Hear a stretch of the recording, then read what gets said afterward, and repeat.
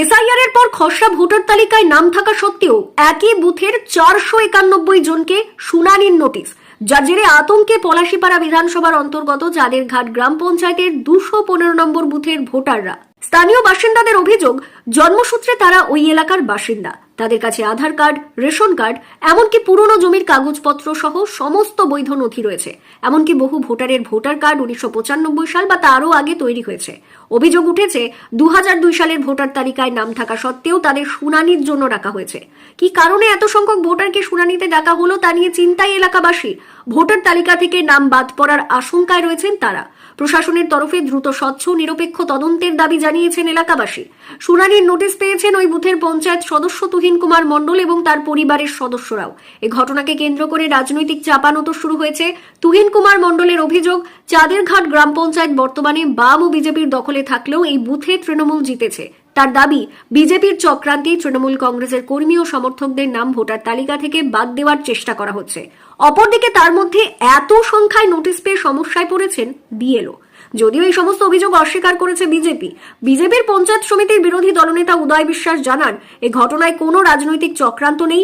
তাদের দাবি, এই বুথে বহু বিজেপি কর্মী ও সমর্থকও রয়েছেন। এমনকি তার নামে ভুল থাকার কারণে তাকেও ডাকা হয়েছিল। নথি যাচাইয়ের পর ঠিক করা হয়েছে, নির্বাচন কমিশনের নিয়ম অনুযায়ী যাদের কাছে বৈধ সঠিক শংসাপত্র রয়েছে তাদের কারোর নাম ভোটার তালিকা থেকে বাদ পড়বে না। পলাশীপাড়া থেকে আলামিন শেখের রিপোর্ট, জি নিউজ বাংলা। এই পাড়ায় 1176 ভোটার, তার মধ্যে প্রায় 500 জনের মানে 491 জনের নাম এসআইআর লিস্ট থেকে তাদেরকে আবার হিয়ারিংয়ে ডাকা হয়েছে সমস্ত তথ্য দেওয়ার পর। এটা বিডিও সাহেব মানে আমাদের এআরও তিনি বলছেন, বিএলও বলছেন যে এটা কোনো একটা টেকনিক্যাল ফল্ট। তা টেকনিক্যাল ফল্টের জন্য এই সাধারণ মানুষ কেন তারা ব্যতিব্যস্ত হবে এবং কি তাদের সেই সময় শ্রম তাদের একদিনকার রুটি রোজগার বাদ দিয়ে এই কাগজের পিছনে পিছনে দৌড়াবে? বয়স্ক মানুষ প্রচুর আছে, যেমন আমার বাড়িতে আমার বাচ্চা, আমার মা, তার বয়স 75 আপ, তাকেও আজকে সেইখানে বিডিও অফিসে দৌড়াতে হবে। আমি 3বারকার এখানকার জনপ্রতিনিধি, অথচ আমার নাম চলে এসেছে। আমরা এখানে বন্ড এখানকার বাসিন্দা। 2002 সালে নাম তো রয়েছে, নিশ্চয় আছে। 2002 সালে তো 2000 সালে তো আমার বাবা রিটায়ার্ড করেছে, এখানে সরকারি চাকরি করতো, শিক্ষকতা করতো। আমরা সারা জীবন এখানকার বাসিন্দা, অথচ আমাদের নাম চলে এসছে। এই পাড়ায় বিজেপি কোনোদিন পা ফেলতে পারেনি। একটা হিন্দু প্রধান গ্রাম, 100% হিন্দু এলাকা, এখানে বিজেপির কোনো ভোট নেই। সেই জন্য এই জায়গাটায় আঘাত আমার মনে হয় সবথেকে বেশি করা হয়েছে। 500 লোকের নাম এখানে বাদ দেওয়ার একটা চক্রান্ত শুরু হয়েছে। আমরা এটা চাইছি এর বিহিত ব্যবস্থা করতে, এবং কি আমরা এই 500 লোক নিয়ে আমরা বিডিও অফিস ঘেরাও করব আগামী দিন, এবং কি চাইছি যে সমস্ত মানুষ তাদের সমস্ত ডকুমেন্টস দেওয়ার পর এদের যে বাতিলের তালিকায় চলে এসছে এটাকে আমাদের রুখতে হবে।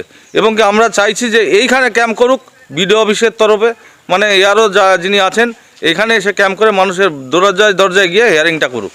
আমরা বিডিও অফিসে হিয়ারিং করতে এই সমস্ত কাগজপত্র নিয়ে আর বয়স্ক মানুষকে নিয়ে এই শীতের বেলাতে আমাদের দ্বারা সম্ভব নয়। মানে 1212 জনকে এসআইআর ফর্ম দিয়েছিলাম, তাদের বাড়িতে এসেছি, তাদের ফর্ম দিয়েছি, তাদের বাড়ি থেকে ফর্ম কালেকশন করে নিয়ে গেছি। তারপরে যখন এসআইআর কাজ শুরু হয় তার পূর্বে বিডিও অফিসে আমাদের মিটিং হয়। বিডিও অফিসে আমাকে মিটিংয়ে একটা অসম্পূর্ণ ভোটার তালিকা দেয়। সেটা আমি বিডিওকে মিটিং চলাকালীনই বাইরে হয়েছে বলেছিলাম। উনি আমাকে বলেছিলেন যে ওটা পরে দেখা যাবে, আপনি যতটুকু পেয়েছেন ততটুকু করুন।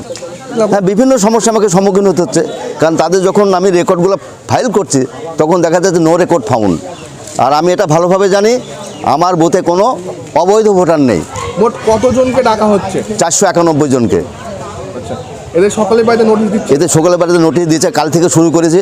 একদিনে তো সম্ভব নয়, ডেট আছে 31 তারিখ, 2 তারিখ, 3 তারিখ, 4 তারিখ, 5 তারিখ আমার হিয়ারিং ডেট। প্রত্যেক দিন 100টা করে হিয়ারিং হবে। অনেকে হয়তো জানে না, আমাকে দোষারোপ করবে, কিন্তু প্রকৃত দোষ হচ্ছে কমিশনের। তাদের ওয়েবসাইটেই গড়মল।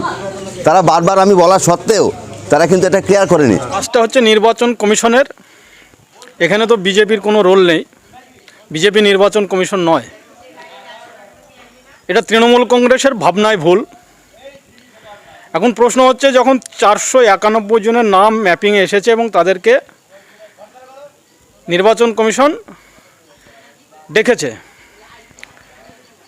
আমি পঞ্চায়েত সমিতির বিরোধী দলনেতা উদয় বিশ্বাস এবং বিজেপির কার্যকর্তা তৃণমূল কংগ্রেসকে মনে করিয়ে দিতে চায়, এবং আমাকেও নির্বাচন কমিশন ডেকেছে তৃণমূল কংগ্রেস আজকের দিনে পশ্চিমবাংলায় তারা বুঝতে পেরেছে যে এই নির্বাচন তৃণমূল কংগ্রেসের বিসর্জন।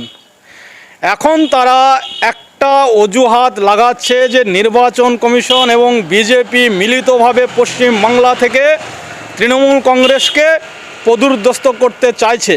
চক্রান্তের এখানে কিচ্ছু নেই।